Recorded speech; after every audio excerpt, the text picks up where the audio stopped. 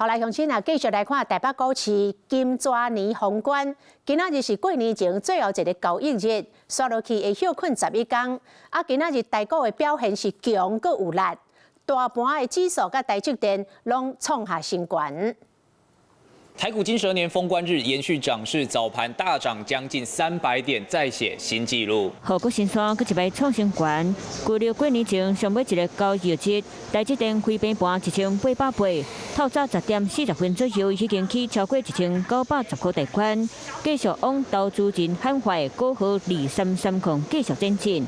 当这带领台股创下新高，不过收落来得要休市11天，今日个等后市，或者是新出场咧。如果你的手上的部位是满档的，或者说是有杠杆的部位、融资的部位、期货选择权的部位，是建议先减码，获利了结。来看这几年数据，受到主年未影响，2020年到2024年收盘拢是溜滑起落。